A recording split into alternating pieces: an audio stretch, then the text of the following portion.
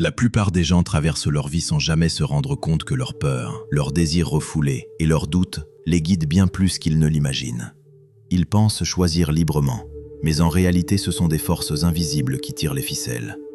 Imagine un instant que tout ce que tu crois être toi est en fait conditionné par une loi intérieure. Une loi silencieuse, invisible, enracinée au plus profond de ton esprit et qui influence ce que tu crains, ce que tu désires et même la manière dont tu te définis. Pourtant, cette loi existe uniquement dans ton inconscient et tu peux l'enfreindre à tout moment si tu le décides. Carl Gustav Jung, psychiatre et pionnier de la psychologie moderne, a consacré sa vie à explorer ces forces obscures qui façonnent nos existences. Il a mis en lumière une vérité si inconfortable que nous avons tendance à la rejeter instinctivement. Une vérité qui, lorsqu'elle est ignorée, nous maintient piégés dans des cycles sans fin d'auto-sabotage, de peur et de mal-être. Aujourd'hui, je vais t'inviter à plonger dans l'un des concepts les plus transformateurs de la psychologie et de la spiritualité, la théorie de l'ombre de Carl Jung. Écoute bien jusqu'au bout et tu découvriras la clé pour libérer ton vrai potentiel et impacter positivement ton entourage.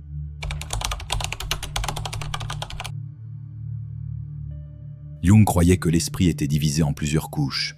Le moi conscient, celui que tu présentes au monde, n'est que la surface.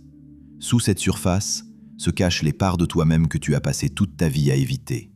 Ces parts cachées, Jung les a appelées les ombres. Les ombres sont faites de tous les aspects de toi-même que tu as rejetés, réprimés ou niés. Les émotions jugées inacceptables, les désirs dont on t'a appris à avoir honte, mais aussi les qualités et les potentiels que tu n'as jamais osé incarner. On croit souvent que les ombres ne contiennent que nos défauts, mais en réalité elles dissimulent aussi nos plus grandes forces, celles que nous n'avons pas assumées. Dès l'enfance, la société, l'école et la famille nous apprennent à réprimer certaines attitudes pour être aimés, acceptés et intégrés.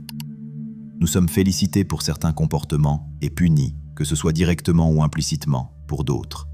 Avec le temps, nous apprenons à cacher certaines parts de nous-mêmes pour obtenir l'approbation, pour nous intégrer et pour nous sentir en sécurité. Mais elles ne disparaissent pas. Elles s'enfoncent dans l'inconscient et continuent d'agir en silence. Elles influencent nos comportements, nos émotions et nos décisions sans que nous nous en rendions compte. Plus nous ignorons nos ombres, plus elles prennent le contrôle sur nous. Elles se manifestent sous forme de peur, de compulsion, de schémas répétitifs, d'addiction, ou encore à travers les relations que nous attirons.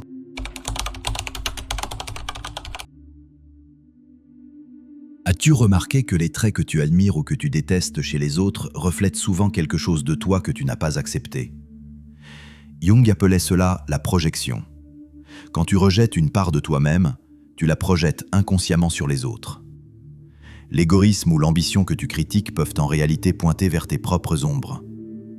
De la même façon, l'admiration que tu ressens pour le charisme d'une personne peut révéler un potentiel en toi que tu ne t'autorises pas à incarner. Lorsque nous rejetons quelque chose en nous-mêmes, nous le projetons inconsciemment sur les autres, les blâmant pour ce que nous ne voulons pas voir en nous-mêmes. Pense à ta propre vie. As-tu déjà eu une réaction intense à quelque chose ou quelqu'un pour te demander plus tard pourquoi cela t'avait autant affecté? T'es-tu déjà retrouvé coincé dans une situation que tu avais juré de ne jamais répéter?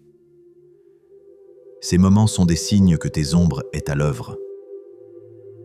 Lorsque nous n'intégrons pas nos ombres, elles nous contrôlent comme un marionnettiste, tirant des ficelles invisibles. Mais l'intégration des ombres change tout. Elle ne signifie pas céder à tes pulsions ou agir sur chaque émotion réprimée. Elle signifie les reconnaître, les regarder en face et les amener à la conscience. Car c'est seulement ainsi qu'elles perdent leur pouvoir de domination. Jung appelait ce processus l'individuation. Devenir un être complet en réunissant ses parts lumineuses et ses parts sombres.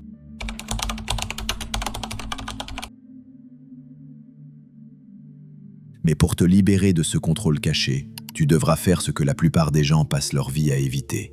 Tu devras regarder tout ce que tu juges chez l'autre, tout ce qui déclenche chez toi aussi bien la critique et le rejet que l'envie et l'admiration, et l'accepter comme faisant partie intégrante de qui tu es. C'est là que la véritable croissance commence. Ce voyage consiste à intégrer tous les aspects du soi pour former un être complet et authentique. Quelle partie de toi-même as-tu évité? Quelles émotions te mettent mal à l'aise? Que vois-tu chez les autres qui déclenche quelque chose de profond en toi? Ce sont des indices qui te guident vers les parties de toi-même qui ont besoin d'être vues. Le processus d'intégration demande une honnêteté radicale envers soi-même, de la réflexion et une volonté de se voir pleinement, pas seulement la version idéalisée que tu présentes au monde. C'est pourquoi la plupart des gens se détournent. L'esprit résiste à ce genre de travail profond parce qu'il est inconfortable. Il est bien plus facile de continuer à blâmer les circonstances extérieures, de nous voir comme des victimes du destin plutôt que comme les architectes de nos propres vies. Mais si cette vidéo te parle, c'est que tu es prêt à dépasser le voile de l'illusion qui dirige partiellement ta vie. La première étape est la prise de conscience. Commence par observer tes réactions. Porte attention à ce qui déclenche en toi de fortes réponses émotionnelles, que ce soit la colère, la peur, la jalousie ou même l'admiration. Ces réactions sont des indices de ce qui est caché dans tes ombres. À chaque émotion, demande-toi « Qu'est-ce que cela dit de moi ?»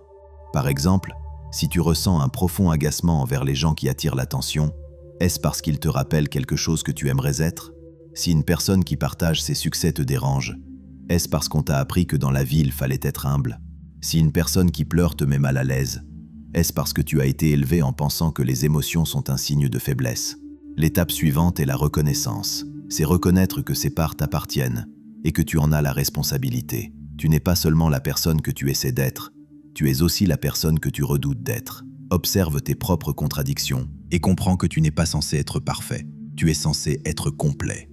Au moment où tu arrêtes de combattre tes ombres, c'est le moment où tu reprends ton pouvoir. La troisième étape est l'expression consciente. C'est un point crucial du processus.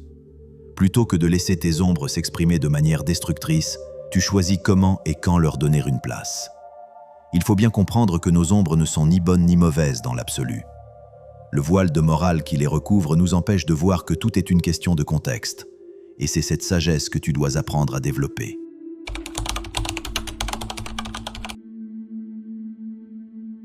Les parts de toi-même que tu as niées contiennent aussi l'énergie brute de ton véritable potentiel. Les ombres ne sont pas seulement un conteneur pour les traits négatifs.